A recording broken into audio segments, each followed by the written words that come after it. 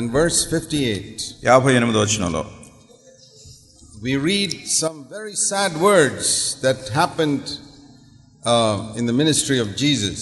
యేసుక్రీస్తు ప్రభువారి పరిచర్యలో సంభవించినటువంటి చాలా విచారకరమైనటువంటి సంఘటన గురించి మనం ఇక్కడ వింటాం. He did not do many miracles there because of their unbelief. వారి అవిశ్వాసమును బట్టి ఆయన అక్కడ అనేకమైన అద్భుతములు చేయలేదు. He is the same yesterday, today and forever. ఆయన నిన్న నేడు నిరంతరము ఒకే రీతిగా ఉన్న దేవుడు. That is what we demonstrate. That is what we are supposed to demonstrate to the world. లోకానికి మనం కనపరచవలసినటువంటి సంగతి. If Jesus is not risen from the dead, యేసుక్రీస్తు ప్రభువారు మృతుల్లో నుంచి తిరిగి లేవకపోయినట్టయితే, then of course he can't do anything today. మరి అట్లా అయినట్టయితే ఈ రోజు ఆయన ఏం చేయలేరు. But because he is risen from the dead, అయితే ఆయన మృతుల్లోంచి తిరిగి లేచారు గనక, and he is alive, ఆయన సజీవంగా ఉన్నారు. just like people went to him when he was on earth, we can go to him now. ఆయన భూమి మీద ఉన్న దినాల్లో ప్రజలు యేసు ప్రభువారి దగ్గరికి ఎలా వెళ్ళారో ఇప్పుడు కూడా మనం అదే రీతిగా ఆయన దగ్గరికి వెళ్ళగలం. And I believe there are many things that we have not got from him because of our unbelief. నేను నమ్మేది ఏంటంటే మన అవిశ్వాసమును బట్టి మనము ఆయన దగ్గర నుండి అనేకమైన సంగతులు మనం పొందలేకపోతున్నాం. There was no problem that Jesus could not solve when he was on the earth. ఆయన భూమి మీద ఉన్నప్పుడు పరిష్కరించలేనటువంటి సమస్య అంటూ యేసుక్రీస్తు ప్రభువారికి ఏది లేదు. He did not heal all the sick people when he was on earth. ఆయన భూమి మీద ఉన్నప్పుడు రోగులందరినీ ఆయన స్వస్థపరచలేదు. Sometimes he healed everybody. కొన్నిసార్లు ఆయన అందరినీ కూడా స్వస్థపరిచాడు కొన్నిసార్లు. But once we read that he went to the pool of Bethesda where there were hundreds of people lying sick and he healed one person. ఒకసారి బెతెస్దా అనబడే కోనేటి దగ్గరికి వెళ్ళినప్పుడు అక్కడ వందలాది ప్రజలు రోగులు ఉన్నారు, అయితే ఒక్కరినే ఆయన స్వస్థపరిచాడు. What about all those other sick people? మరి మిగతా రోగులందరి సంగతి ఏమిటి? He didn't heal them. He did not heal them. ఆయన వారిని స్వస్థపరచలేదు. So don't believe all those who say that Jesus healed everybody. యేసుక్రీస్తు ప్రభువారు అందరినీ కూడా స్వస్థపరుస్తాడు అనేటటువంటి ఆ మాట నమ్మకండి. Read John chapter 5, it is very clear that he healed only one person from that big crowd. యోహాను సువార్త 5వ అధ్యాయంలో ఆ వచనం చాలా స్పష్టంగా చెప్తుంది, అంతమంది జన సమూహంలో కూడా ఆయన ఒక్కరినే స్వస్థపరిచారు. So even today ఈ రోజు there are so many hundreds of people Jesus never heals. మరి అనేక మంది వందలాది ప్రజలు స్వస్థపరచబడినటువంటి వారు, యేసుక్రీస్తు ప్రభువారు స్వస్థపరిచిన వాళ్ళు. I'm sure there were many people in Israel with many problems and Jesus never solved their problems. నేను అనుకుంటాను ఇశ్రాయేల్లో అనేక మంది ప్రజలు అనేకమైనటువంటి సమస్యలు కలిగిన వాళ్ళు ఉన్నారు, వాళ్ళ సమస్యలను యేసు ప్రభువారు పరిష్కరించలేదు. Even today there are many people with many problems but their problems are not solved. ఈ రోజు కూడా అనేక మంది ప్రజలు అనేకమైనటువంటి సమస్యలు కలిగి ఉన్నారు, వాళ్ళ సమస్యలకు పరిష్కారం కాలేదు. Even though Jesus is alive, యేసుక్రీస్తు ప్రభువారు సజీవంగా ఉన్నారు. but one thing we know, అయితే ఒకటి ఎరుగుదాం, if anybody came to Jesus, యేసుక్రీస్తు ప్రభువారి దగ్గరికి ఎవరైనా వస్తే, Lord I believe you can solve my problem, ప్రభువా నేను నమ్ముతున్నాను, నా సమస్యను నువ్వు పరిష్కరించగలవు, never gave up but kept on persisting, నీవు దాన్ని విడిచిపెట్టకుండా ఎల్లప్పుడూ అలా అడుగుతూనే వస్తున్నావు. in the Bible we read that every such person got an answer. మరి బైబిల్లో మనం చదువుతున్నాం అటువంటి ప్రతి వ్యక్తికి సమాధానం దొరికింది. See here, he did not do many miracles. ఇక్కడ అనేకమైనటువంటి అద్భుతములు ఆయన చేయలేదు. Many miracles. అనేకమైన అద్భుతాలు. That means hundreds of people he wanted to do something for them, he didn't do it. అంటే వందలాది ప్రజలకు ఆయన ఏదో చేయాలని కోరారు కానీ ఆయన చేయలేదు. Did they need వాళ్ళకి అవసరం ఉందా? Did they need a miracle? వాళ్ళకి ఒక అద్భుతం అవసరం ఉందా? Yes. అవును. Was he willing to do it for them? ఆయన వాళ్ళకి చేయడానికి ఇష్టపడుతున్నాడా? Yes. అవును. But he did not do it. అయితే ఆయన చేయలేదు. It says he could not do it. ఆయన చేయలేకపోయాడని ఉంది. Why? ఎందుకు? Not because of a reluctance on his part. అయితే ఆయనకి అది చేయటం ఇష్టం లేదని కాదు, but because of their unbelief. వాళ్ళ అవిశ్వాసాన్ని బట్టి. See, if I want to give you something in your hand and you keep your hand closed, no matter how much I try to give it, won't come into your hand. నేను మీ చేతికి ఏదో ఇవ్వాలని నేను కోరుతున్నాను, మీరేమో చేయి గట్టిగా మూసి పట్టుకున్నారు, నేను ఎంత ప్రయత్నం చేసినా కానీ మీ చేతికి నేను ఇవ్వలేను దాన్ని. If I bring some gift to your house and you keep the door closed, no matter how much I try, I cannot give it to you. You keep the door closed.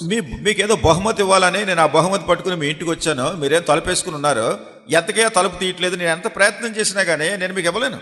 There are many blessings I missed for many years in my life because of my unbelief. నా జీవితంలో అనేకమైనటువంటి ఆశీర్వాదాలు నా అవిశ్వాసాన్ని బట్టి నేను పోగొట్టుకున్నాను. The blessing of God is there, but I may not get it. మరి దేవుని ఆశీర్వాదం ఉంది కానీ నేను దాన్ని పొందలేదు. See, for example, ఉదాహరణ చూడండి. now there is bright sunlight outside. బయట చాలా తేజోవంతమైనటువంటి సూర్యరశ్మి ఉంది. But there's so little of that sunlight coming into this room. అయితే ఈ గదిలోనికి ఆ బయట ఉన్నటువంటి సూర్యరశ్మి కొంచెం వస్తుంది. Because those small ventilators, that's all the light comes in. అక్కడ చిన్న చిన్న వెంటిలేటర్స్ ఉన్నాయి కదా, వాటిలో నుంచి ఆ వెలుగు వస్తుంది. We can say the sunlight is a picture of God's blessing. మనం చెప్పొచ్చు బయట ఉన్న సూర్యరశ్మి దేవుని యొక్క ఆశీర్వాదాలు. And those little ventilators are the size of your faith. ఆ చిన్న చిన్న వెంటిలేటర్లు మీ విశ్వాసం ఎంత తక్కువ పరిమాణంలో ఉందో చూపిస్తున్నాయి. So that's all the light you'll get. అందుకే దాన్ని బట్టే ఆ కొంచెం వెలుగు వస్తుంది. If you have no faith, ఒకవేళ నీకు విశ్వాసం లేకపోతే, that is like closing up all those with some black cloth. ఈ వెంటిలేటర్స్ అన్ని కూడా ఒక నల్లటి బట్టతో దాన్ని మూసేశారనుకోండి, It will be completely dark here ఇంక పూర్తిగా ఇక్కడ చీకటి అయిపోతుంది if you don't have these lights. ఈ వెలుగు లేకపోతే. But it will be very bright outside. అయితే బయట మాత్రం ఎంతో సూర్యరశ్మి వెలుగుంటుంది. But if another person builds a house ఇంకో వ్యక్తి ఇల్లు కట్టుకున్నాడు with huge windows all over, ఎక్కడ చూసినా పెద్ద పెద్ద కిటికీలు పెట్టేశాడు, how bright his room will be. అబ్బా గదిలోకి ఎంత వెలుగు వచ్చేస్తుంది. That is a picture of faith. అది విశ్వాసం అనే దాని పటం. Or use another illustration. ఇంకొక ఉదాహరణ చెప్తాను. In the Bible, rain is a picture of God's blessing. మరి బైబిల్లో ఈ వర్షం అనేటటువంటిది దేవుని ఆశీర్వాదానికి ఒక పటంగా It's a చూపించబడింది. picture of the Holy Spirit. అది పరిశుద్ధాత్మ రావటం అనేది. The Bible says there shall be showers of blessing. అది ఈ ఆశీర్వాదాలు కుమ్మరించబట్టం కురియటం అని దేవుని వాక్యంలో చూస్తాం. In Ezekiel 34, there shall be showers of blessing. ఎజెకీయెల్ 34 అధ్యాయంలో దేవుని యొక్క ఆశీర్వాదాలు కుమ్మరించబట్టం. But how much will you get? అయితే దానిలో ఎంత మీరు పొందుతున్నారు? Supposing you put a small cup outside your house. ఒకవేళ మీ ఇంటి బయట ఒక చిన్న కప్పు పెట్టారు బయట, You'll get 1 cup of water. ఆ కప్పు నిండా ఉన్న నీళ్ళే వస్తాయి మీకు. Another person puts a huge tub outside his house. ఇంకొక ఆయన ఉన్నాడు, తన ఇంటి బయట ఒక పెద్ద నీళ్ల తొట్టి పెట్టాడు. He gets so much water. ఆయనకి ఎక్కువ నీళ్లు పడతాయి దానిలో. Why he got more water and you got so little? మరి ఆయనకి అన్ని ఎక్కువ నీళ్ళు ఎందుకు వచ్చినాయి, మీకేదో చిన్న కప్పు నీళ్ళే ఎందుకు వచ్చినాయి? It's not because God is partial to him and does not love you. దేవుడు ఆయన ఏళ్ళ పక్షపాతం చూపించాడు, మిమ్మల్ని ప్రేమించట్లేదని కాదు. There is a law in scripture. లేఖనంలో ఒక నియమం ఉంది. That law is written in Matthew chapter 9 మత్తయి సువార్త 9వ అధ్యాయంలో ఆ నియమం చెప్పబడింది. and verse 29. 29వ వచనం. Let it be done to you according to your faith. మీ విశ్వాసమును అనుసరించి అది నీకు కలుగును గాక. So if your faith is the size of a cup, that's all you'll get. మీకున్నటువంటి విశ్వాసం అంతా ఒక కప్పు పరిమాణంలో ఉందనుకోండి, మీకు అంతే వస్తుంది. If your size is of a tub, you get more. ఒకవేళ మీ విశ్వాసం పెద్ద నీళ్ల తొట్టి అంత పరిమాణంలో ఉంటే మీకు ఎక్కువ వస్తుంది. See, the rain can fall on all of us equally. కానీ వర్షం అనేది ప్రతి వాళ్ళకి సమంగానే కురుస్తుంది. But how much you get depends on the size of your cup. అయితే మీ పాత్ర ఎంత ఏ సైజులోది పెట్టారో దాని మీద ఆధారపడి మీకు వర్షం వస్తుంది. See, haven't you seen in your house? మీ ఇంట్లో చూసారా, when they connect a water pipe from the tank to your house, పైన వాటర్ ట్యాంక్ నుంచి ఒక వాటర్ పైప్ మీ ఇంటికి పెట్టారనుకోండి, if only ½ inch pipe, ఒక అరంగుళం వెడల్పున పైప్ పెడితే only that much water will come. అంతే ధారాళంగా నీళ్ళు వస్తాయి. Somebody puts a 1 inch pipe, ఎవరో ఒక అంగుళం ఉన్న పెద్ద పైప్ పెడతారు, the water rushes more. నీళ్లు బాగా పొర్లి ప్రవహిస్తాయి. If somebody puts a 2 inch pipe, ఇంకొక ఆయన 2 అంగుళాలు మంది ఉన్న పైప్ పెడతాడు, can you imagine how much water ఇంకా will rush ఎక్కువ నీళ్లు ఎంత వస్తాయి ఊహించండి. So it depends on the size of your faith. కనుక మీ విశ్వాసము ఎంత పరిమాణంలో ఉంది దాన్ని ఆధారంగా చేసుకుని వస్తున్నాయి. The Bible says the river of God is full of water. మరి బైబిల్ చెప్తుంది దేవుని నది నీళ్లతో నింపబడి ఉంది. But we don't get it all.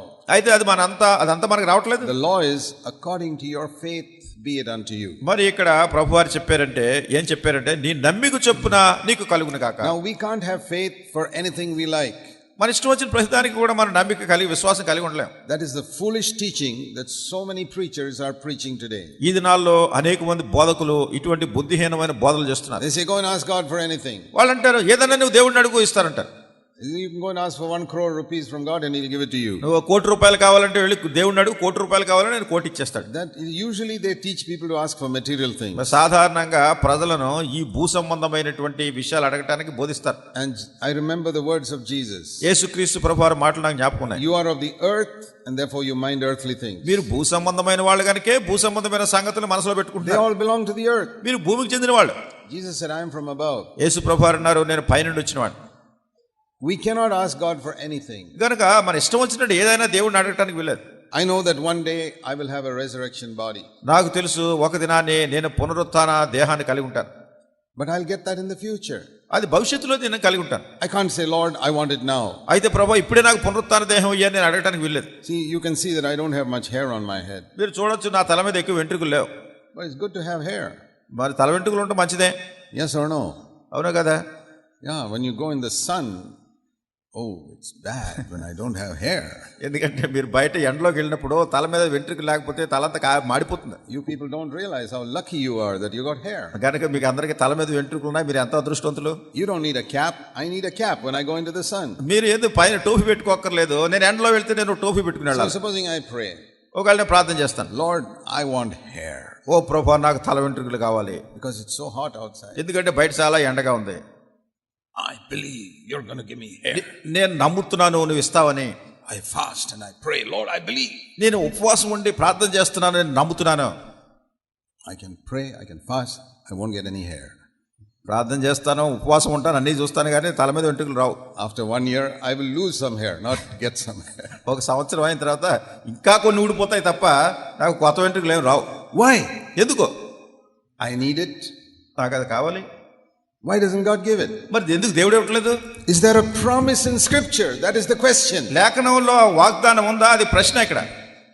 See, just because Abraham got a child when he is 100 years old, అబ్రహాముకి 100 సంవత్సరాల వయసులో ఒక బిడ్డ పుట్టాడు గనుక, Sarah was 90 years old. ఆ సమయంలో శారాకు 90 సంవత్సరాలు. Supposing there's some 90-year-old sister here. ఒకవేళ ఇక్కడ ఎవరైనా 90 సంవత్సరాల వయసున్న సహోదరి ఎవరైనా ఉన్నారు అనుకోండి. God, I'm going to have a child. ఓ దేవా నాకు ఒక బిడ్డ పుడతాడు. I believe. నేను నమ్ముతున్నాను. You gave Sarah a child, you can give me a child. శారాకు నువ్వు కొడుకునిచ్చావు, నాకు కూడా కొడుకుని. It's all foolishness. ఇదంతా మన అవివేకత. Why did Sarah get a child? ఎందుకు శారా ఒక బిడ్డను పొందింది? Not because she wanted it. ఆమె కావాలని కోరినందుకు కాదు. Yes, she wanted it. It's true. కావాలనుకున్న సత్యమే. But so many women want children and they don't get it. అయితే అనేక మందికి పిల్లలు కావాలనుకుంటున్నారు కానీ వాళ్ళు పొందట్లేదు. The reason Sarah got a child, listen, is not just because she wanted it. Sarah కొడుకును పొందటానికి కారణం ఆమె కావాలని కోరినందువల్ల మాత్రమే కాదు. Because God gave her a promise.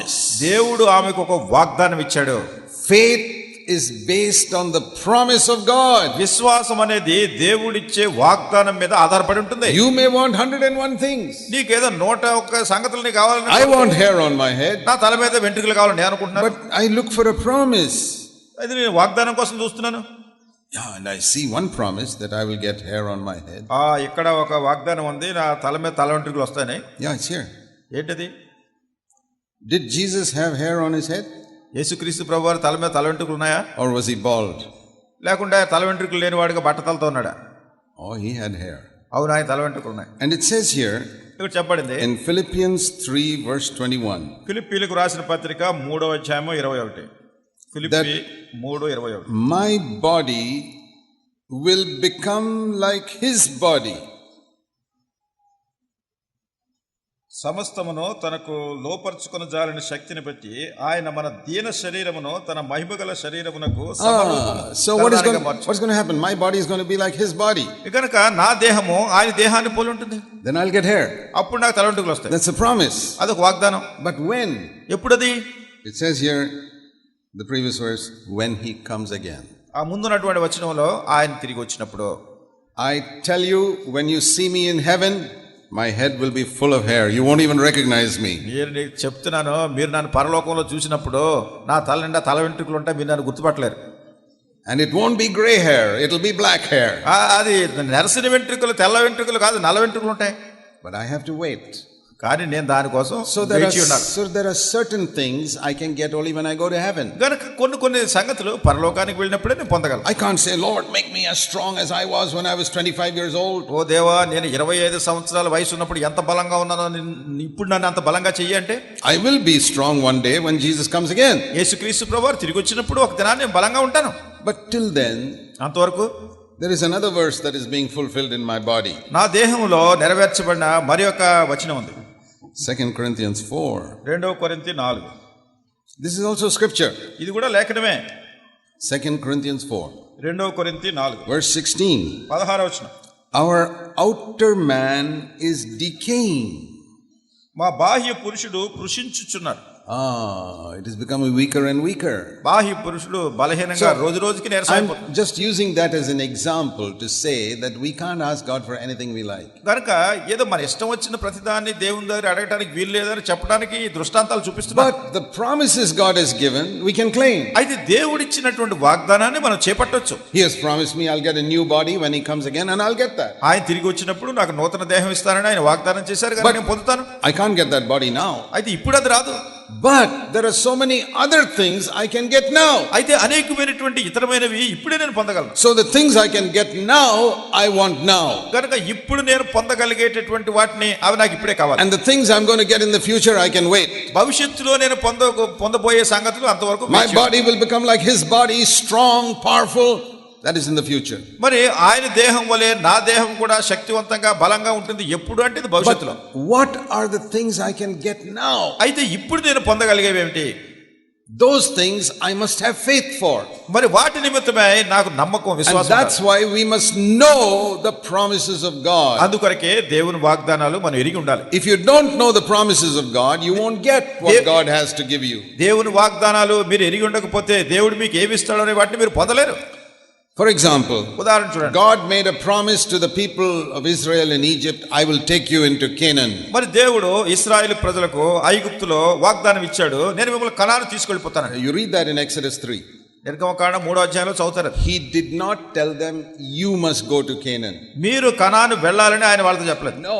లేదు. He said, I will take you to Canaan. ఆయన అన్నాడు, నేను మిమ్మల్ని కనాను తీసుకెళ్తాను. You know, there's a lot of difference between saying you must go to Canaan and I will take you to Canaan. మీరు కనాను వెళ్ళాలని చెప్పడానికి నేను మిమ్మల్ని తీసుకెళ్తానని చెప్పడానికి మధ్యలో చాలా భేదం ఉంది. So when they came to the borders of the promised land, కనుక వాగ్దానం చేయబడినటువంటి దేశం యొక్క సరిహద్దులోకి they వచ్చినప్పుడు saw all those giants, వాళ్ళు అక్కడ ఆజానుబాహులను చూశారు. much stronger than them, much bigger than them. వీళ్ళకంటే వాళ్ళు చాలా పెద్దవాళ్ళు, చాలా బలంగా ఉన్నారు. They should have believed God's promise. మరి దేవుని యొక్క వాగ్దానాన్ని వాళ్ళు నమ్మి ఉండాలి. Okay, Lord, this looks impossible to overcome these people. సరే ప్రభువా, వీళ్ళని జయించడం చాలా కష్టం. But you said you will take us. అయితే నువ్వు చెప్పావు మమ్మల్ని తీసుకెళ్తానని. I don't know how you're going to kill these people. మరి ఈ ప్రజలను నువ్వు ఎట్లా చంపుతావు మాకు తెలియదు. But you said you will take us there. అయితే నువ్వు చెప్పావు నీవు మమ్మల్ని అక్కడ తీసుకెళ్తానని. Okay, do it. సరే చేయట్లా. Only 2 people believed that. ఈ సంగతి ఇద్దరే నమ్మారు. And those 2 people went in. ఆ ఇద్దరు వెళ్ళారు అక్కడ.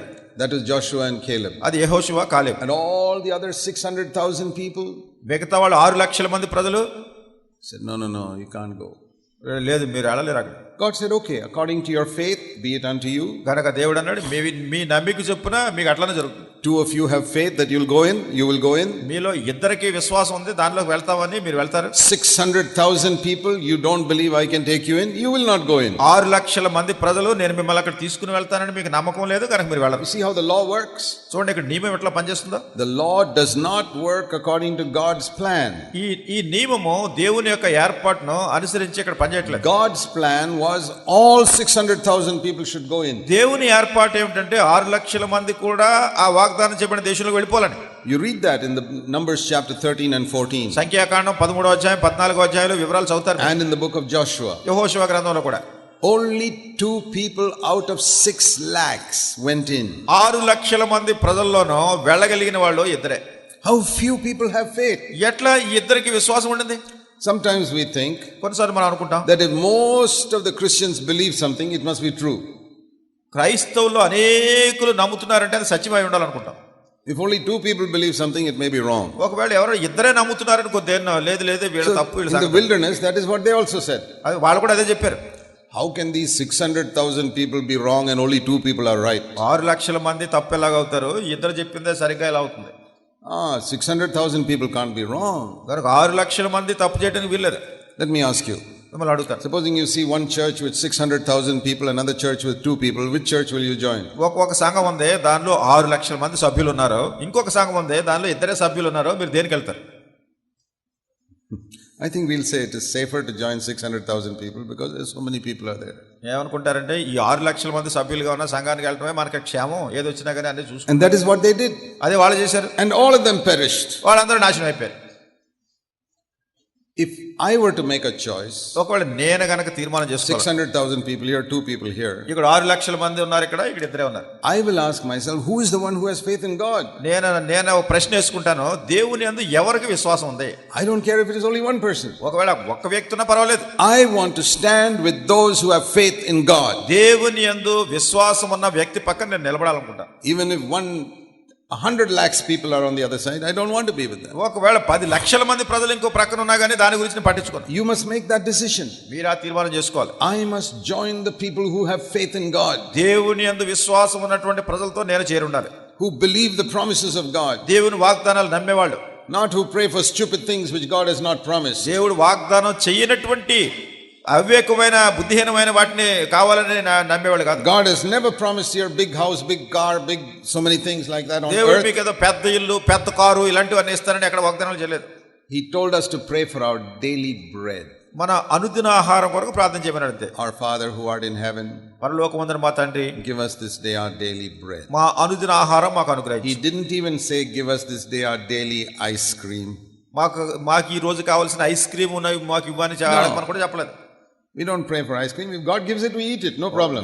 ఐస్ క్రీమ్ గురించి ప్రార్థన చేయకపోతే దేవుడు ఇస్తే తినండి పర్వాలేదు.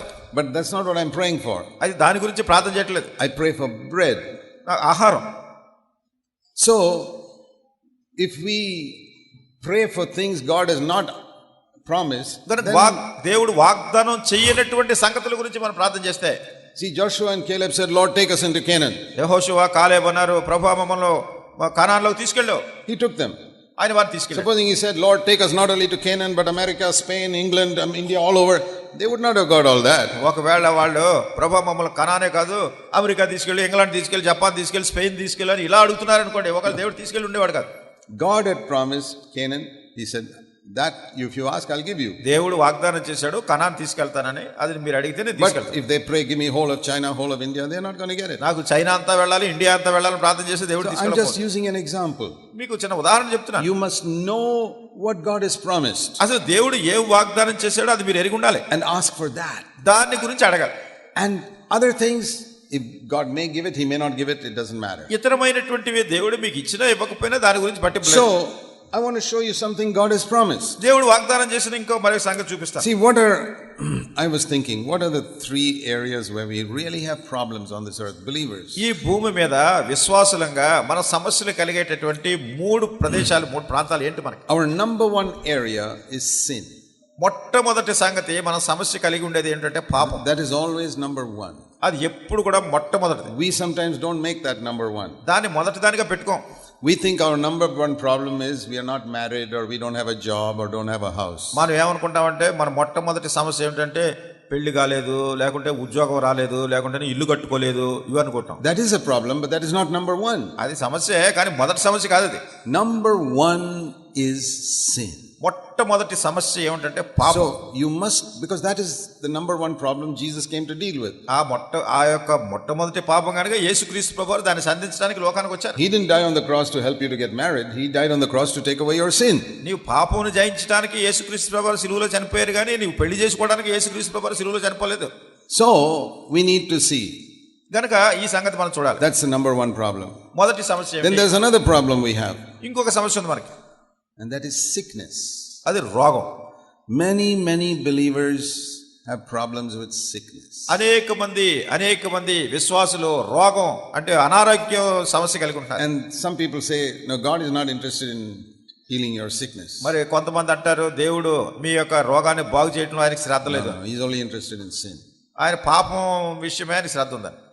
But if the devil makes me sick, how will I serve God? మరి అపవాది నన్ను రోగస్తునిగా చేస్తే నేను దేవుడిని ఎట్లా సేవ చేస్తాను? So God is interested in helping you in your sickness also. కనుక నీ అనారోగ్యం బాగు చేయడంలో కూడా దేవుడు శ్రద్ధ కలిగి ఉన్నాడు. And the third area, ఈ మూడవ సంగతి ఏంటంటే, is all the material things around us. We have problems in relation to them also. మన చుట్టూ ఉన్నటువంటి రకరకాల ఈ భూ సంబంధమైనటువంటి సంగతులు, వాటితో మనం కలిగి ఉండే సంబంధ బాంధవ్యాలు, దాంతో సమస్య. Earthly needs, భూ సంబంధమైన అక్కర్లు, like You need a job, otherwise how will you feed your family? మరి నీకు ఉద్యోగం కావాలి, లేకుంటే నీ కుటుంబాన్ని ఎట్లా పోషిస్తావు? You need money to educate your children, otherwise how will they get a job to? నీ పిల్లలను చదివించుకోవాలంటే నీకు డబ్బు ఉండాలి, లేకుంటే తర్వాత వాళ్ళకి ఉద్యోగం ఎట్లా వస్తుంది? You need a house to live in, otherwise you can't live in the outside in the sun and the rain. నువ్వు నివసించడానికి ఒక ఇల్లు ఉండాలి, లేకుంటే ఎండలోను వర్షంలోను ఉండలేవు కదా నువ్వు. And we need clothes because the clothes get worn out after some time. మనకు బట్టలు కావాలి, ఎందుకంటే కొన్ని రోజులు అయిన తర్వాత ఉన్న బట్టలు పాతవైపోయి చిరిగిపోతాయి. These are the earthly things. Is God interested in that? ఇవి భూ సంబంధమైనటువంటి సంగతులు. దేవుడు వీటిలో శ్రద్ధ కలిగి ఉన్నాడా? He is interested. అవును, ఆయన శ్రద్ధ ఉంది. That's why he taught us to pray for our daily bread. అందుకొరకే మన అనుదిన ఆహారం కొరకు ప్రార్థన చేయమని ప్రభు చెప్పారు.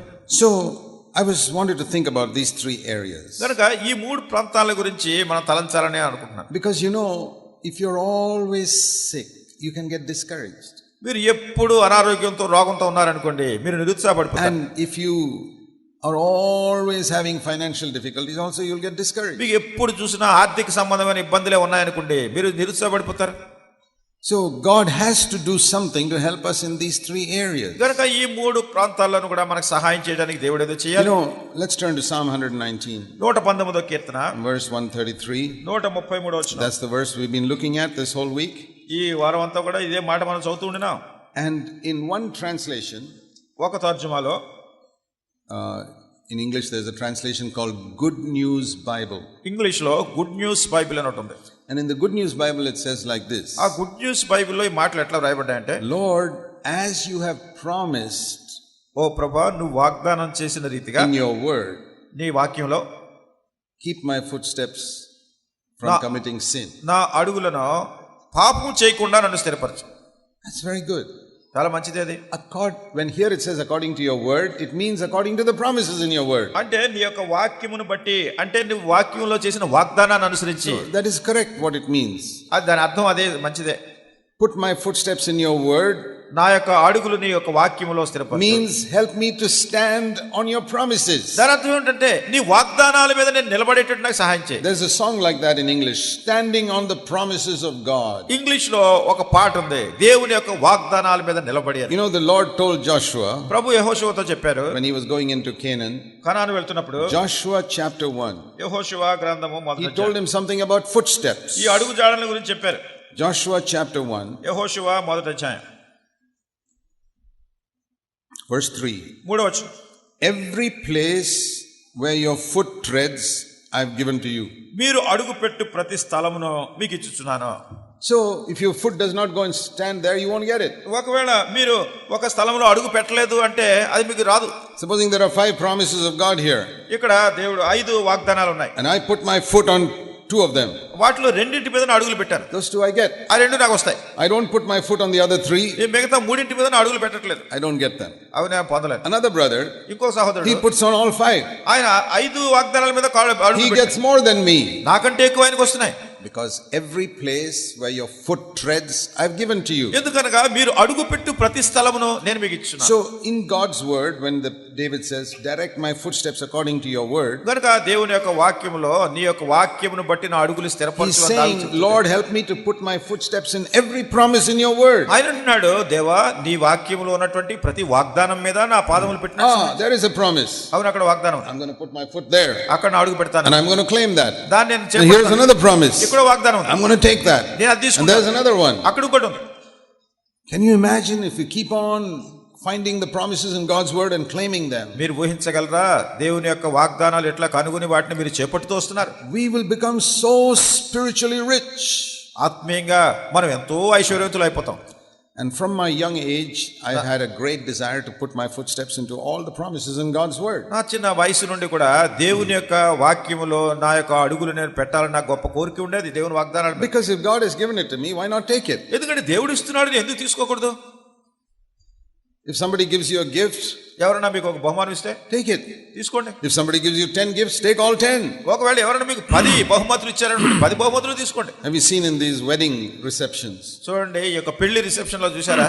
You've all seen that. మీరందరూ చూసారు. People will come with a gift. ప్రజలకు బహుమతి తీసుకొస్తారు. Okay, thank you very much, and put the gift there. మీకు చాలా థ్యాంక్స్ అని చెప్పి ఆ బహుమతి పక్కన పెట్టుకుంటారు. And by the end of the reception, there are so many boxes there. ఈ రిసెప్షన్ అయిపోయేసరికి ఇక్కడ ఎన్నో బహుమతులు పెట్టులు ఉంటాయి. They're all gifts. అవన్నీ బహుమతులు. He never paid even 1 rupee for any of those things. మరి వాటన్నిటికీ నీ 1 రూపాయి కూడా ఎవరికి ఇవ్వలేదు. And when they go away from that reception hall, ఆ రిసెప్షన్ హాల్ నుంచి వాళ్ళు వెళ్ళిపోయేప్పుడు have you seen anybody who leaves half those boxes lying there? ఎవరైనా కానీ అక్కడ వచ్చిన బహుమతులు సగం వదిలిపెట్టి వెళ్ళిపోయే వాళ్ళు ఉంటారా? Have you seen it? చూసారు ఎక్కడన్నా? They won't even leave one box lying there. ఒక్క బహుమతి కూడా అక్కడ వదిలిపెట్టరు. Even small box, maybe some ballpoint pen or something, they'll take that also. చిన్న బహుమతి ఏదో బాల్ పాయింట్ పెన్ ప్యాకింగ్ లో ఇచ్చారు, అది కూడా వదిలిపెట్టరు. We must do like that with God's gifts. దేవుడిచ్చే బహుమతుల విషయంలో మనం కూడా అట్లా చేయాలి. There are many boxes in God's word. మరి దేవుని వాక్యంలో ఎన్నెన్నో ఇట్లాంటి బహుమతి పెట్టెలు ఉన్నాయి. Most of them are still lying there. వాటిలో అనేక మంది ఇంకా అక్కడే పడి ఉంటున్నాయి. We are so poor. మనం ఎంత పేదవాళ్ళుగా ఉంటున్నాం. God wants us to be rich. దేవుడు మనల్ని ఐశ్వర్యవంతులు చేయాలి spiritually. ఆత్మీయంగా. You know why we can't bless other people? ఎందుకు మనం ఇతరులకు ఆశీర్వాదకరంగా ఉండలేకపోతున్నాం? You know, if I were to ask you, how many of you are going around blessing other people spiritually? మీలో ఎంతమంది ఇతరులను ఆత్మీయంగా దీవించేవారుగా ఆశీర్వాదకరంగా ఉంటున్నారు? Encouraging them, వాళ్ళు ప్రోత్సహించేవారుగా, lifting up their spirits, వాళ్ళ ఆత్మలో పైకెత్తేవాళ్ళుగా, teaching them to trust God to overcome their problems. వారి సమస్యలు జయించాలంటే దేవుని యందు నమ్మిక ఉంచాలని చెప్పేవాళ్ళుగా. I think among all the 4,000 people here, there may be very few. ఒకవేళ ఇక్కడ ఉన్నటువంటి 4,000 మంది ప్రజల్లో కూడా చాలా కొద్ది మంది ఉండొచ్చు. I don't know whether there will even be 100 people like that sitting here. ఇక్కడ కూర్చున్న వాళ్ళలో కనీసం 100 మంది అని అట్లాంటి వాళ్ళు ఉన్నారో లేదో నాకు తెలియదు. But what is God's will? దేవుని చిత్తం ఏంటి? That all of you should be so rich spiritually that you can bless other people. మీరందరూ కూడా ఆత్మీయంగా ఎంత ఐశ్వర్యంగా ఉండాలంటే ఇతరులకు మీరు దీవెనకరంగా ఉండాలి. You are a servant of God. మీరు దేవుని సేవకులు. You know, sometimes we think only those who are full-time workers are servants of God. కొన్నిసార్లు ఏమనుకుంటామంటే పూర్తి సమయాన్ని సేవ చేసేవాళ్ళే దేవుని సేవకులు అనుకుంటారు. I told you yesterday, if you seek to please men, you cannot be a servant of God. నిన్నటి రోజు నేను మీకు చెప్పాను, మనుషులను సంతోషపెట్టువాడు అయితే దేవుని సేవకుడు. But if you seek to please God, you are a servant of God. అయితే దేవుని సంతోషపెట్టాలని కోరుతుంటే నీ దేవుని సేవకునివే. All the sisters, children, you can all be servants of God. సహోదరులు గాని పిల్లలు గాని మీరందరూ దేవుని సేవకులు కాగలరు. If you seek to please God, దేవుని సంతోషపెట్టేవాళ్ళైతే. So all of you must become servants of God. కనుక మీరందరూ కూడా దేవుని సేవకులు కావాలి. You don't have to leave your job. మీ ఉద్యోగం వదిలిపెట్టుకోక్కర్లేదు. But you can be a servant of God. అయితే నీ దేవుని సేవకునిగా ఉండగలవు. That means God is using you to serve and bless other people. అంటే ఇతరులను సేవించడానికి, ఇతరులను దీవించడానికి దేవుడిని ఉపయోగించుకుంటాడు. That is God's will. అది దేవుని చిత్తం. That you should be a blessing to other people. నీవు ఇతర వ్యక్తులకు దీవెనకరంగా ఉండాలి. The Bible says Jesus has made us kings on this earth. మరి బైబిల్ చెప్తుంది యేసు ప్రభువారు మనల్ని భూమి మీద రాజులుగా చేశారు. Not materially with money. అంటే ఏదో భౌతికంగా భూ సంబంధంగా డబ్బుతో కాదు. But something better than money, spiritual riches. మరి డబ్బు కంటే ఇంకా శ్రేష్టమైనది ఆత్మీయమైన ఐశ్వర్యం. So what does it mean to be a king? కనుక రాజుగా ఉండటం అంటే అర్థం ఏంటి? See, I have read stories about the olden days when the kings used to rule different parts of India. చాలా ప్రాచీన దినాల్లో మన ఇండియా దేశాన్ని రకరకాల రాజులు పరిపాలించినటువంటి దినాల గురించి నేను అప్పుడప్పుడు చదువుతూ ఉంటాను. They were so rich. వాళ్ళు ఎంత ధనికులు అంటే they had so much of gold. వాళ్ళకి ఎంతో బంగారం ఉండేది. And on the birthday sometimes కొన్నిసార్లు వాళ్ళు పుట్టినరోజు కావచ్చది, they will ride on a big elephant. వాళ్ళు ఒక పెద్ద ఏనుగు మీద వెళ్తూ ఉంటారు. And they'll have little gold coins. వాళ్ళు చిన్న చిన్న బంగారు నాణేలు ఉండేవి. And they'll throw it. వెళ్తూ ఏనుగు మీద వెళ్తూ బంగారు నాణేలు వీధుల్లో ఎట్లా విసురుతూ ఉండేవారు. So many people will be standing on the sides of the road to take these coins. అనేక మంది రోడ్డు పక్కన నిలబడి ఈ బంగారు నాణేలు తీసుకోవడానికి ఎదురు చూస్తుంటారు. And they'll be so happy. వాళ్ళు ఎంతో సంతోషించారు. They didn't work for it, they just got it free. దాని గురించి వీళ్ళే కష్టపడలేదు, ఊరికనే వచ్చింది. And the king is so rich, he has got thousands of coins to throw to everybody. రాజు ఎంత ధనికుడు అంటే ప్రతి వాళ్ళకి కూడా ఇట్లా వేలాది బంగారు నాణేలు ఇలా విసురుకుంటూ వెళ్తూ ఉండేవారు. That's how rich the kings were. అంత రాజులు అంత ధనికులుగా ఉండేవారు. Yeah, you can't believe it, but it is true. మనం నమ్మలేం కానీ అది సత్యమే. And that is how God wants to make us spiritually also. అయితే దేవుడు మనలను ఆత్మీయంగా కూడా అట్లా చేయగోరుతున్నాడు. So rich spiritually, ఆత్మీయంగా ఎంతో ధనికులు, that we go around throwing these blessings and encouragements everywhere we go. మనం వెళ్తున్నప్పుడు మనం ఎక్కడికి వెళ్ళినా కానీ ఈ ఆశీర్వాదాలని, ఈ ప్రోత్సహించేదాన్ని ప్రతి వాళ్ళకి అలా విసురుతూ ఉండాలి. That is to be a king. రాజు మాదిరిగా ఉండాలి. And that's what I want to do. అదే నేను అట్లా చేయగోరుతున్నాను. Not just when speaking to large numbers. ఏదో చాలా అధిక సంఖ్యలో మనుషులు ఉన్నప్పుడు వాళ్ళకి బోధ చేయడమే కాదు. Sometimes I am speaking to some young brother or young sister. కొన్నిసార్లు ఏదో ఒక యవన సహోదరుడో యవన సహోదరితోనే మాట్లాడుతున్నాను. I want to throw her a gold coin. వాళ్ళకి ఒక బంగారు నాణెం విసరాలనుకుంటున్నాను. And a word of encouragement. వాళ్ళకి ఏదో ప్రోత్సాహకరమైన మాట. To help him to be an overcomer in his life. తన జీవితంలో జయించేవారుగా ఉండడానికి సహాయం చేయటం. And you can do that also. మీరు కూడా అది చేయగలరు. But you must have faith. అయితే మీకు విశ్వాసం ఉండాలి. You must put your footsteps in God's promises. దేవుని వాగ్దానాల మీద మీ అడుగుజాడలు వేయాలి. That's how you can become spiritually rich. ఆ రీతిగా ఆత్మీయంగా ఐశ్వర్యవంతులు కాగలరు. So if you don't become rich, you can't help anybody. మీరు ఒకవేళ మీరు ఐశ్వర్యవంతులు కాకపోతే ఎవరికి సహాయం చేయలేరు. Supposing the poor king has only got about 10 coins in his. ఒకవేళ పేద రాజు ఉన్నాడు అనుకోండి, ఆయనకి 10 నాణేలే ఉన్నాయి ఆయన దగ్గర. How can he give to anybody? ఎవరికైనా ఎట్లా ఇవ్వగలడు అవి? He has to keep it for himself only. ఆయన కోసమే 10 పెట్టుకోవాలి. There's a lot of believers are like that. అనేక మంది విశ్వాసులు అట్లా ఉన్నారు. They've hardly got enough for themselves. అసలు వాళ్ళకి సరిపోయినంత అతి కష్టం మీద ఉంది. God wants to make you so rich spiritually that you have enough to give to so many people. అయితే దేవుడు ఆత్మీయంగా నిన్ను ఎంతో ఐశ్వర్యవంతునిగా చేయాలని కోరుతున్నాడు, తద్వారా అనేకులకు ఇవ్వగలిగాడు. So you must know the promises of God's word. కనుక దేవుని వాక్యంలో ఉన్న వాగ్దానాలు మీరు ఎరిగి ఉండాలి. Especially the promises in the New Testament. ప్రత్యేకంగా నూతన బంధంలో ఉన్నటువంటి వాగ్దానాలు. See, the Old Testament promises were mainly for Israel. మరి పాత నిబంధనలో ఉన్నటువంటి వాగ్దానాలన్నీ కూడా ప్రాముఖ్యంగా ఇశ్రాయేలీయులు. We can go there and take something from some of them. మనం వాటిలో ఉన్నటువంటి కొన్నింటిని మనం చూడొచ్చును. Particularly in Isaiah and all, there's some very good promises. ప్రత్యేకంగా యెషయా గ్రంథంలో ఉన్న వాటిలో మంచి వాగ్దానాలు ఉన్నాయి. But when you come to the New Testament, అయితే క్రొత్త నిబంధనలోకి వచ్చినప్పుడు all the promises are for us. మరి వాటిలో ఉన్న వాగ్దానాలన్నీ మన కొరకే. Do you know what is the first promise in the New Testament? నూతన బంధంలో ఉన్నటువంటి మొట్టమొదటి వాగ్దానం ఏంటో తెలుసా? That is in Matthew 1 verse 21. మత్తయి సువార్త మొదటి అధ్యాయము 21వ వచనం. Where we must begin. అక్కడ మనం ప్రారంభించాలి. Now if I were to ask you, నేను మిమ్మల్ని అడుగుతున్నాను, why was Jesus called Jesus? యేసు అనే పేరుతో ఎందుకు పిలువబడ్డారు? In those days people gave a name according to the meaning. ఆ దినాల్లో ప్రజలు ప్రతి పేరు కూడా ఒక అర్థపూర్వకంగా పెట్టేవారు. When Esau was born all red, they named him Esau, meaning red. ఎర్రటివాడు పుట్టినప్పుడు వాడికి ఏశావు అని పేరు పెట్టారు. దాని అర్థం ఏంటంటే ఎర్రటివాడని. And Jacob came out catching his leg. యాకోబు తన అన్నగారు మడుగు పట్టుకుని వచ్చాడు. So they named him Jacob, meaning grabber. యాకోబు అని పెట్టారంటే ఎప్పుడు లాక్కునేవాడని. So everybody had a name like that. కానీ ప్రతి వాళ్ళకి ఇట్లా ఒక అర్థంతో కూడిన పేరుంది. God told Abraham, your name is not Abraham, your name is Abraham. దేవుడు which means father of great multitude. అబ్రాము అనే ఆయనతో దేవుడు చెప్పాడు, నీ పేరు అబ్రహాము, ఎందుకంటే అనేక జనములకు నీవు తండ్రివిగా ఉంటావు. Jesus told Simon, from now on you are Peter, you are going to be a stone in God's house. సీమోనుతో యేసుక్రీస్తు ప్రభువారు చెప్పారు, ఇక ముందు నువ్వు పేతురు అనబడతావు, దేవుని ఇంటిలో ఒక రాయి వలె ఉంటావు. So like that Jesus also had a meaning. ఇట్లానే యేసు అనే దానికి కూడా అర్థం ఉంది. Many of us know Jesus, but we don't know its meaning. మీలో అనేక మంది యేసు అని తెలుసు కానీ దాని అర్థం ఏంటో తెలియదు. The angel came to Joseph, యోసేపు దగ్గరికి దూత వచ్చి and said, Mary is going to have a child. మరియకు కుమారుడు పుట్టబోతున్నాడు. Matthew 1:21. మత్తయి సువార్త మొదటి అధ్యాయం 21. She will bear a son. ఆమె ఒక కుమారుని కనును. And you will call his name Jesus because he will save his people from their sins. తన ప్రజలను వారి పాపముల నుండి ఆయనే రక్షించును గనుక ఆయనకు యేసు అని పేరు పెట్టింది. I think some of you are understanding the meaning of the name of Jesus for the first time today. నేను ఒకవేళ అనుకుంటాను యేసు అనే పేరుకున్నటువంటి అర్థాన్ని మీలో కొంతమంది మొట్టమొదటిసారి వింటున్నారేమో ఈ రోజు. The devil has hidden it from you for so many years. అనేక సంవత్సరాలుగా అపవాది మీకు తెలియకుండా దాచిపెట్టినాడు దీన్ని. We say in the name of Jesus. యేసు నామమున అంటున్నారు మీరు. What does it mean? ఏంటి దాని అర్థం ఏంటి? Put your foot on that name. ఆ పేరు మీద మీ అడుగు పెట్టండి. And say, Lord, this is for me. ఓ ప్రభా ఇది నాకే. What is for me? ఏంటి నాకు ఇది?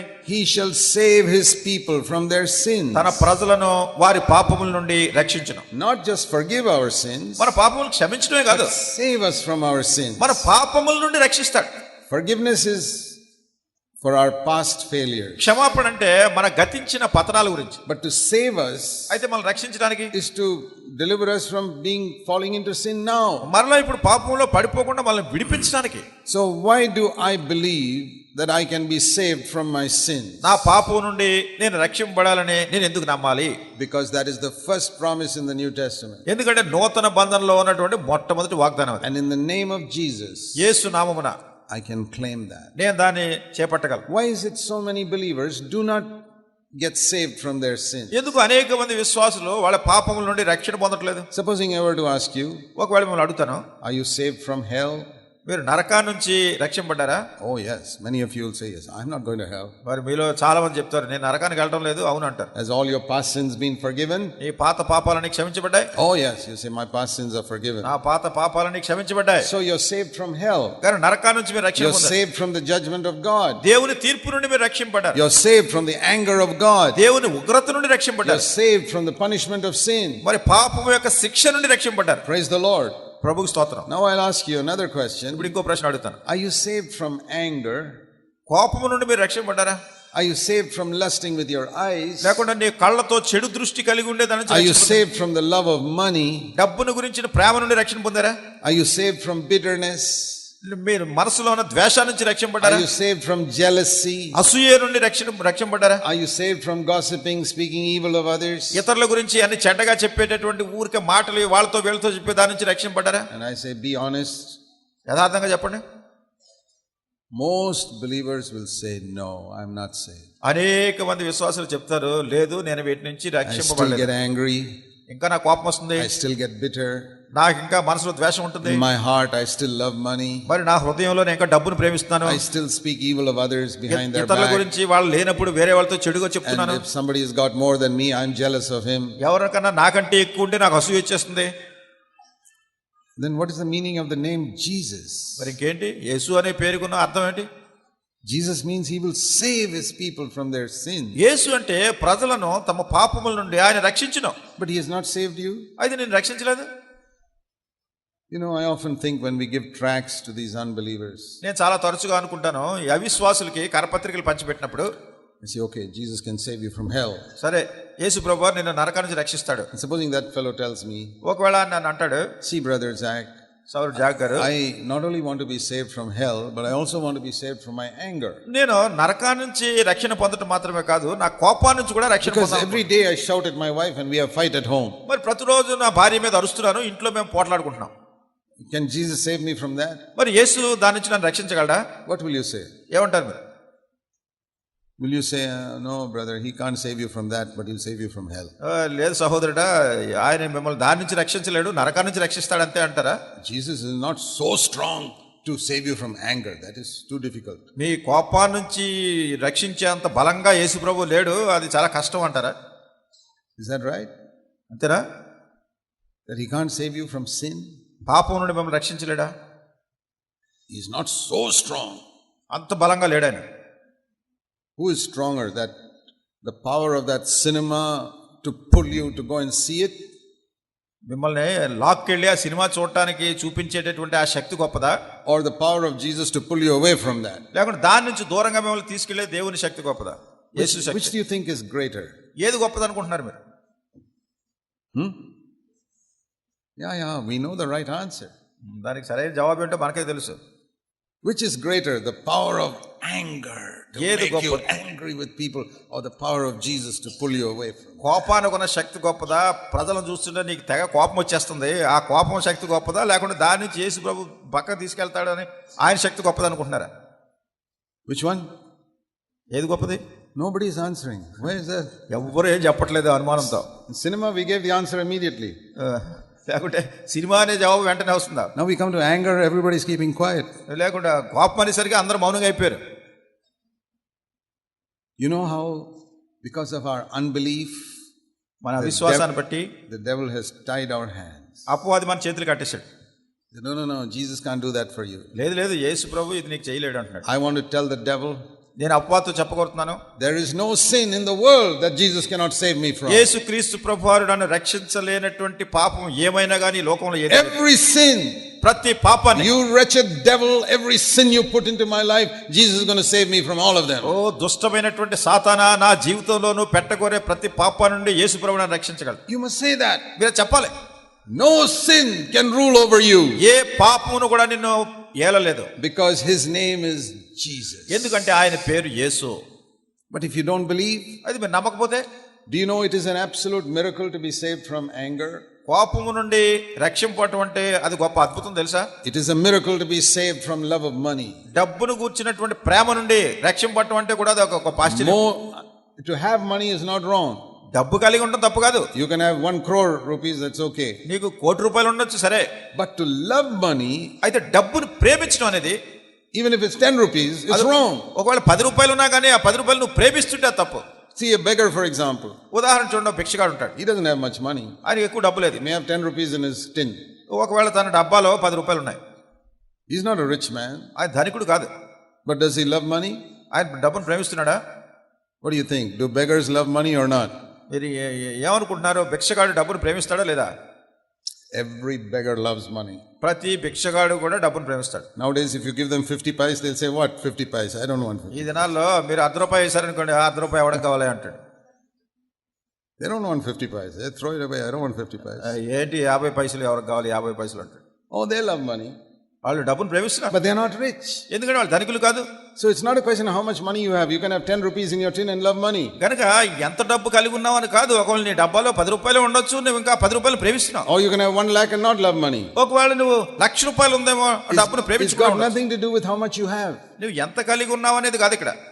But love of money is evil. అయితే డబ్బును ప్రేమించడం అనేటటువంటిది దుష్టత్వం. Because then you'll go after that and not go after God. ఎందుకంటే ఇంకా డబ్బును వెంబడించే వెళ్తూ ఉంటావు కానీ దేవుని వెనకాల The వెళ్ళవు. Lord says, you come after me and I will give you all the money that you need, which will not spoil you. ప్రభువారు చెప్పారు, మీరు నన్ను వెంబడించండి, మిమ్మల్ని చెడపనటువంటి డబ్బు నేను మీకు ఇస్తాను. But the devil says, no, God can't deliver you from that. అపవాది అంటాడు, లేదు లేదు, దేవుడు దీని నుంచి నేను విడిపించలేడు. And that is why if you listen to all the preaching in Christian churches today, అందుకొరకే ఈ దినాల్లో క్రైస్తవ సంఘాల్లో ఉన్న బోధలని వింటూ ఉంటారు. and I have heard almost all denominations నేను preaching, ఇంచుమించు అన్ని డినామినేషన్లోనూ విన్నాను ఈ సంగతి. almost never do you hear anybody preach, you can overcome sin. నీవు పాపమును జయించగలవు అనేటటువంటిది బోధించడం నేను ఎక్కడ. You can overcome jealousy. నీవు అసూయను నువ్వు ఓడించగలవు. You can overcome bitterness. నీ ద్వేషాన్ని నువ్వు ఓడించగలవు. You can overcome the lust of the ఈ eyes. కనుతో చెడు దృష్టి కలిగి ఉన్న దాన్ని You జయించగలవు. can overcome hatred of your enemies. మీ శత్రువుని గురించిన ద్వేషాన్ని నువ్వు జయించగలవు. You can overcome the habit of telling lies. అబద్ధాలు చెప్పే అలవాటు నువ్వు జయించగలవు. You can overcome every sin in your life. నీ జీవితంలో ప్రతి పాపాన్ని జయించగలవు. You tell me, where have you heard that message? ఎక్కడ మీరు విన్నారు? ఇట్లాంటి ప్రసంగం ఎక్కడైనా విన్నారా? చెప్పండి నాకు. Even all these so-called churches that say they are filled with the Holy Spirit, పరిశుద్ధాత్మతో నింపబడ్డామని చెప్పేటటువంటి సంఘాల్లో కూడా ఇట్లాంటి బోధిస్తున్నారా?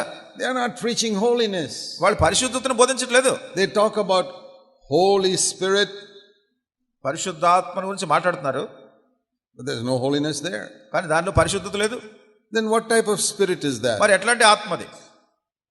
What they have is a noisy spirit. వాళ్ళు కలిగి ఉన్నదంతా ఏంటంటే రకరకాల శబ్దం చేసే ఆత్మ. That's not Holy Spirit. అది పరిశుద్ధాత్మ కాదు. Holy Spirit makes you holy. పరిశుద్ధాత్మ మిమ్మల్ని పరిశుద్ధంగా చేస్తుంది. Like unclean spirits make you unclean. ఏ రీతిగా అపవిత్రాత్మలు మిమ్మల్ని అపవిత్రంగా చేస్తాయో, Holy Spirit should make you holy. పరిశుద్ధాత్మ మిమ్మల్ని పరిశుద్ధంగా పవిత్రంగా Why is చేయాలి. it so many people who preach about being filled with the Holy Spirit don't become holy? పరిశుద్ధాత్మను గురించి బోధించేటటువంటి అనేక మంది బోధకులు ఎందుకు పవిత్రంగా ఉండట్లేదు? That is why I know that is not Holy Spirit. అందుకొరకే అది పరిశుద్ధాత్మ కాదని నేను ఎరుగుతున్నాను. That is just noisy spirit. అది ఊరికే శబ్దం చేసే ఆత్మ. That is all money loving spirit. డబ్బును ప్రేమించే ఆత్మ. Holy Spirit will make you holy. పరిశుద్ధాత్మ మిమ్మల్ని పరిశుద్ధంగా పవిత్రంగా I know when I asked God to fill me with the Holy Spirit, పరిశుద్ధాత్మతో నింపమని దేవుని అడుగుతాను, He made me holy. నన్ను పరిశుద్ధంగా చేస్తున్నాడు. I didn't make a lot of noise, but I became holy. నేను ఏదో పెద్ద శబ్దాలు చేయట్లేదు, కానీ నేను పవిత్రంగా అవుతున్నాను. Jesus wasn't going around shouting all the time, but He was holy. యేసుక్రీస్తు ప్రభువారు అరుచుకుంటూ ఎప్పుడు తిరగలేదు, కానీ ఆయన పరిశుద్ధుడిగా ఉన్నాడు. His name is Jesus. ఆయన పేరు యేసు. I want to tell all of you, మీ అందరికీ చెప్పగోరుతున్నాను, I don't know what sin you're defeated by. ఒకవేళ ఏ పాపం చేత మీరు ఓడింపబడుతున్నారు, You young people, యవనస్తులారా, you're defeated by so many sexual sins. అనేక లైంగిక సంబంధమైనటువంటి పాపం చేత ఓడిపోతున్నారు. Seeing filthy pictures on the computer and the television, కంప్యూటర్లోనూ టెలివిజన్ లో ఉన్నటువంటి చెడు పటాలని చూస్తున్నారు. and you come and sit in the meeting like a holy man. ఏదో పరిశుద్ధుడైన వ్యక్తిలా మీరు వచ్చి మీటింగ్ లో కూర్చుంటున్నారు. Ask Jesus to deliver you from those filthy habits. ఆ యొక్క చెడు దురలవాట్ల నుండి మిమ్మల్ని విడుదల కలిగించమని యేసుని అడగండి. He can deliver you. ఆయన మిమ్మల్ని విడిపించగలడు. He hasn't just come to teach us how to sing in the meeting. ఈ మీటింగ్ లో ఎట్లా పాడాలో ఆయన నేర్పించడానికి. It's not written He call His name Jesus because He'll teach you how to sing. ఎట్లా పాడాలో మీకు నేర్పించడానికి ఆయన యేసు అని పిలువబడతాడో చెప్పలేదు. Call His name Jesus because He'll teach you the Bible. లేకుంటే బైబిల్ అని మీకు బోధిస్తాడు గనుక యేసు అని Call పిలువబడుతున్నాడు, his name Jesus because he'll teach you how to preach. లేకుంటే ఎలా బోధించాలో నేర్పించడానికి యేసు అని పిలువ- లేదు. Call his name Jesus because he will save you from your sins. మీ పాపముల నుండి ఆయన రక్షించును గనుక ఆయనకు యేసు అని పేరు పెడతారు. But if you don't believe, మీరు నమ్మకపోతే it will be written about your life. మీ జీవితాన్ని గురించి రాయబడింది, Jesus could not do many miracles for you because of your unbelief. మీ అవిశ్వాసమును బట్టి యేసు ప్రభు అనేకమైన అద్భుతములు చేయలేకపోయాడు. After I was born again, నేను తిరిగి జన్మించిన తర్వాత for 16 years of my life, నా జీవితంలో 16 సంవత్సరాలు, after I was born again, నేను తిరిగి జన్మించిన తర్వాత, for 16 years after I was born again, నేను తిరిగి జన్మించిన తర్వాత 15 సంవత్సరాల వరకు I did not have victory over sin. పాపంపై నేను విజయం పొందలేదు. I didn't believe. నేను నమ్మలేదు. Did God want to give me victory those years? మరి ఆ సంవత్సరాల్లో దేవుడు నాకు విజయం ఇవ్వకోలేదా? Yes. అవును, But he could not give it to me అయితే నాకు ఇవ్వలేకపోయాడు. because I didn't believe. ఎందుకంటే నేను నమ్మలేదు కనుక. He could not do many miracles for me నా కొరకు అనేక అద్భుతాలు చేయలేకపోయాడు because of my unbelief. నా విశ్వాసాన్ని బట్టి. I was angry, నేను కోపంతో loved money, డబ్బును ప్రేమించి defeated by lusts చెడు చూపులు కలిగి ఉండేవాడిని. in my mind, నా మనసులో, in my heart, నా హృదయంలో no victory. విజయం లేదు. I did not believe that Jesus means he can save you from your sin. యేసు అంటే నీ పాపముల నుండి ఆయన రక్షించగలడనే సంగతి నేను నమ్మలేదు. But thank God a day came in my life అయితే దేవునికి వందనములు, నా జీవితంలో ఒక రోజు when వచ్చింది, faith was born in my heart. నా విశ్వాసం నా హృదయంలో ఉద్భవించింది. God's word did not change. దేవుని వాక్యం నన్ను మార్చలేదు. His promises were there for 2000 years. 2000 సంవత్సరాల నుంచి ఆయన వాగ్దానాలు ఉన్నాయి. But faith came in my heart. అయితే విశ్వాసం వచ్చింది నా హృదయంలో. And I put my foot on that promise ఆ వాగ్దానం మీద నా పాదం మోపాను, and it became mine. అది నాదైంది. See Romans 6 verse 14. రోమీయులకు రాసిన పత్రిక 6వ అధ్యాయం 14. Romans 6 verse 14. రోమా 6:14. Wonderful promise.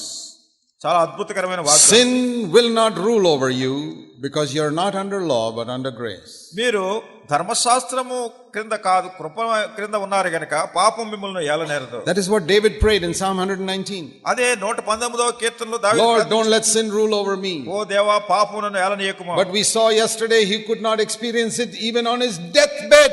నిన్నటి దినాన మనం చూసాం, మరణ పడక మీద కూడా దాన్ని అనుభవించలేకపోయాడు. Why? ఎందుకు? Because he was under law. ఎందుకంటే ఆయన ధర్మశాస్త్రం He was under the old covenant. ఆయన పాత నిబంధన కింద ఉన్నాడు. Jesus had not come. యేసు ప్రభు రాలేదు. There was nobody to save him from his sin. తన పాపం నుండి రక్షించేవాడు He ఎవరు లేరు. prayed, Lord, don't let any sin rule over me. ఆయన ప్రార్థన చేస్తున్నాడు, ఓ ప్రభువా ఏ పాపం నన్ను But ఏలనీయకుము. sin ruled over him కానీ పాపం మాత్రం ఆయన ఏలుబడి because చేసింది. Jesus had not come. ఎందుకంటే యేసు ప్రభు రాలేదు. But now అయితే ఇప్పుడు it can be fulfilled. ఇది నెరవేర్చబడగలదు. Sin will not rule over you. పాపము నిన్ను పరిపాలన చేయలేదు. What David longed for and never got, దావీదు దేని గురించి కోరుకున్నాడు పొందలేకపోయాడు, you can have. అది నువ్వు కలిగి ఉండగలవు. Why should you live like David then? అప్పుడు నువ్వు దావీదు వలె ఎందుకు జీవించాలి? నువ్వు Supposing somebody gives you a free trip in the bus, ఒకవేళ బస్సులో నిన్ను ఊరికే తీసుకెళ్తారని ఎవరు అన్నారు అనుకో, instead of walking to your house 100 miles away, 100 kilometers away, bus is going free, no ticket. ఎవరు అంటారు 100 కిలోమీటర్లు వెళ్ళాలి మీ ఇంటికి, అంత దూరం నడుచుకుంటూ ఎలా వెళ్తావు, బస్సు ఉంది ఊరికే తీసుకెళ్ళిపోతానంటాడు. Will you take the bus or not? Bus ఎక్కుతారా ఎక్కరా? Yes. అవును. Will you say, no, my great grandfather never went by bus, he walked, so I'll also walk? లేదు మా తాతగారు ఎప్పుడు బస్సులో వెళ్ళలేదు, ఆయన ఎప్పుడు నడుచుకుంటూ వెళ్ళేవాడు, కానీ నేను కూడా నడుచుకుంటూ వెళ్తాను అనుకోండి. Okay, your great grandfather, there was no bus those days. సరే, మీ తాత ముత్తాతలుగా ఆ రోజుల్లో బస్సులు లేవు, So he had to walk 100 kilometers. కనుక వాళ్ళు 100 కిలోమీటర్లు నడుచుకుంటూ వెళ్ళేవారు. When you have a bus going free, why should you walk? అయితే ఇప్పుడు బస్సు ఉంది, అది ఊరికే తీసుకెళ్తానంటున్నారు, ఎందుకు నడుస్తానంటున్నారు? So David could not have victory over sin. Why should you live like that today? కనుక దావీదునకు పాపం మీద విజయం కలగలేదు, మరి నువ్వెందుకు ఇప్పుడు అట్లా Now there is a bus. ఇప్పుడు బస్సు ఉంది. Now there is grace to help you overcome sin. ఈ పాపమును జయించడానికి కృప నీకు అందుబాటులో And ఉంది. that grace can take you there which could not take David because he had no grace. దావీదునకు కృప లేదు గనక వెళ్ళలేకపోయాడు, నీకైతే కృప ఉంది గనక నేను అక్కడ తీసుకెళ్తుంది. But many believers అయితే అనేక మంది విశ్వాసులు don't believe this. ఇది నమ్మట్లేదు. వాళ్ళు Every day they are defeated by sin. ప్రతిరోజు పాపం చేత ఓడించబడుతున్నారు. They say Jesus, Jesus, Jesus, but they don't know what Jesus means. యేసు యేసు యేసు అంటున్నారు కానీ అసలు యేసు అంటే ఏంటో తెలియట్లేదు వాళ్ళకి. Jesus means he will save you from your sin. యేసు అంటే మీ పాపం నుండి ఆయన మిమ్మల్ని రక్షించును. but he will never save you if you don't believe it. అయితే మీరు అది నమ్మకపోతే మాత్రం ఆయన మిమ్మల్ని ఎప్పుడు రక్షించలేడు. Like we read in the Matthew 13 last verse. మత్తయి సువార్త 13వ అధ్యాయం చివరి వచనంలో చదివినట్టు He did not do many miracles for them ఆయన వారికి అనేకమైన అద్భుతాలు చేయలేదు because of their unbelief. ఎందుకంటే వాళ్ళ అవిశ్వాసం. So from today, కనుక ఈ రోజు నుండి let's forget our past failures. మన గత పతనాలన్నీ మర్చిపోదాం. From today, ఈ రోజు నుండి you say, Lord, ప్రభువా I'm going to believe your promise. నేను నీ వాగ్దానాన్ని నేను నమ్ముతున్నాను. It won't happen in one day అది ఒక్కరోజు జరగదు. because ఎందుకంటే we have lived in unbelief for so long. ఎంతో దీర్ఘకాలం అవిశ్వాసంలో జీవించాం మనం. You can't suddenly get rid of it in one day. అకస్మాత్తుగా ఒక్క రోజులోనే మీరు దాన్ని వదిలించుకోలేరు. But you can begin. మీరు ప్రారంభించాలి. Supposing I have had tuberculosis for 25 years. ఒకవేళ 25 సంవత్సరాల నుంచి నాకు క్షయరోగం ఉందనుకోండి. And I become like skin and bone. నేను కేవలం ఎముకలు చర్మంతో గూడుగట్లా అయిపోయాను. And today ఈ రోజు Jesus heals me. యేసు ప్రభువు స్వస్థపరుస్తాడు. I won't suddenly become muscular. నేను అకస్మాత్తుగా పెద్ద లావు అయిపోను. No. లేదు. I'll be healed. స్వస్థత కలుగుతుంది. But little by little, my body will start filling up. కొంచెం నా శరీరం నెమ్మదిగా ఒళ్ళు చేసుకుంటుంది. That is how we also get victory over sin. ఆ రీతిగా పాపం మీద మనం విజయం పొందుతాం. We have lived in unbelief and defeated for so long. అవిశ్వాసంలో ఓడిపోయిన జీవితంలో ఎంతో But దీర్ఘకాలం today you జీవించాం. are going to say sin will not rule over me. ఈ రోజు నేను మీకు చెప్పగోరుతున్నాను పాపం ఇక నా మీద Because పరిపాలించదు. I'm going to believe Jesus. ఎందుకంటే యేసుని నేను నమ్ముతున్నాను. I'm going to ask him to fill me with his Holy Spirit. ఆయన పరిశుద్ధాత్మ నింపమని ఆయన అడుగుతున్నాను. That will make me holy. అది నన్ను పరిశుద్ధంగా చేస్తుంది. Give me a new heart. నూతన హృదయం వస్తుంది. And a heart that is soft to his word. తన వాక్యానికి మృదువుగా ఉండేటటువంటి హృదయం. And power to overcome all sin. ప్రతి పాపాన్ని జయించేటటువంటి Drive Shakti the devil away just like Jesus drove the devil away. యేసుక్రీస్తు ప్రభువారు దయ్యాన్ని వెళ్ళగొట్టినటువంటి రీతిగా. And you say that. అని చెప్పినప్పుడు Do you know when God told Abraham to change his name? దేవుడు అబ్రాహాముతో తన పేరు మార్చుకొని చెప్పినప్పుడు He said, from now on your name is Abraham. ఆయన అన్నాడు ఇక ఈ రోజు నుండి నీ పేరు Abraham. He still had to wait about 14 years before he got a child. తనకి బిడ్డ పుట్టడానికి ఇంకా 14 సంవత్సరాలు పట్టిన సమయం. But he kept on saying, my name is father of many children. అయితే అయినా కానీ ఆయన చెప్పడం ప్రారంభించాడు, నేను అనేక సంతానానికి నేను తండ్రిగా ఉంటాను. So you must confess your hope. గనక మీ యొక్క పతనాన్ని ఒప్పుకోవాలి. God will give you victory. దేవుడు మీకు విజయం ఇస్తాడు. The same way అదే రీతిగా we think of sickness. రోగాన్ని గురించి మనం అనుకున్నాం. As I told you yesterday, there are many sicknesses believers have because of sin. నిన్న మీకు చెప్పాను, అనేక మంది విశ్వాసులు పాపమును బట్టి అనేక రోగాలు కలిగి ఉన్నారు. Now not all sickness is because of sin. మరి ప్రతి రోగము కూడా పాపం వల్ల కాదు. I told you many sicknesses are because we are living in a world which is under the curse. నేను చెప్పాను అనేకమైనటువంటి రోగాలకు కారణం ఏంటంటే శపించబడిన ఈ లోకంలో మనం ఉన్నాం కనుక.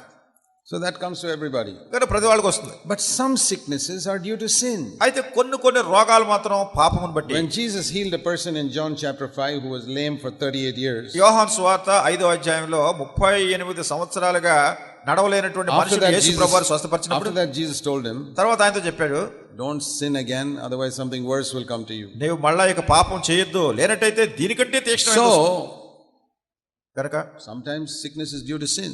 కొన్నిసార్లు పాపమును బట్టి రోగం వస్తుంది. So then we must confess our sin. అప్పుడు మన పాపాన్ని ఒప్పుకోవాలి. Lord, ప్రభువా, I'm using my body for bad habits. నా శరీరాన్ని చెడు అలవాట్లకు ఉపయోగిస్తున్నాను. And that is why I'm in sin. అదే పాపం చేయడం. That is why I'm sick. అందుకొరకే నేను రోగంతో ఉన్నాను. And Lord, I've got some bitterness against somebody. మరి ప్రభువా, ఎవరి మీద వ్యతిరేకంగా నా మనసులో ఏదో ఉంది. That's why I'm sick. అందుకొరకే నాకు రోగం వస్తుంది. Please heal me. నన్ను స్వస్థపరచు. So I believe that we can ask God to heal us when we have a right attitude towards people. ప్రజల ఎడల మనం మంచి గమనాన్ని కలిగి ఉన్నప్పుడు మనల్ని స్వస్థపరచమని ప్రభువుని అడగొచ్చు. Whenever you're sick, ఎప్పుడైనా మీరు అనారోగ్యంతో, pray to Jesus to heal you. మిమ్మల్ని స్వస్థపరచమని ప్రభువుకు ప్రార్థన చేయండి. యేసు, I have done that for many years. అనేక సంవత్సరాలు అట్లా చేశాను. Then all our earthly problems, అప్పుడు మన ఈ భూ సంబంధమైన సమస్యలు, the Lord is interested in helping us. ప్రభు మనకు సహాయం చేయట్లో శ్రద్ధ కలిగి, Whatever your problem, మీ సమస్య ఏమైనా కానీ, Lord, I want to live for you. ప్రభు నీ కొరకు జీవిస్తాను. Please give me enough money to take care of my family. నా కుటుంబానికి అవసరం తీర్చేది చాలంత డబ్బు. Please give me a house to live in. మేము ఉండడానికి ఒక ఇల్లు. Please give a marriage partner for my son, my daughter. నా కుమారునికో కుమార్తెకో పెళ్లి కావడానికి నువ్వు ఒక సంబంధం God is చూపించు. interested in that. ప్రభు దానిలో శ్రద్ధ చూపిస్తాడు. He provided a wife for Adam, he can provide a wife for your children. ఆదాము కొరకు భార్యను ఏర్పాటు చేసినటువంటి వాడు నీ కుమారుని కూడా భార్యను ఏర్పాటు చేస్తున్నాడు. నువ్వు నమ్మాలి. Lord, I believe you. ప్రభువా, నేను నమ్ముతున్నాను. So from today, ఈ రోజు నుండి let's learn to trust God. దేవుని యందు నమ్మిక ఉంచుతూ నేర్చుకుందాం. That the promises in his word he will fulfill in our life. ఆయన వాక్యంలో ఉన్నటువంటి వాగ్దానాలు మన జీవితాల్లో నెరవేరుస్తాడు. Amen. ఆమేన్.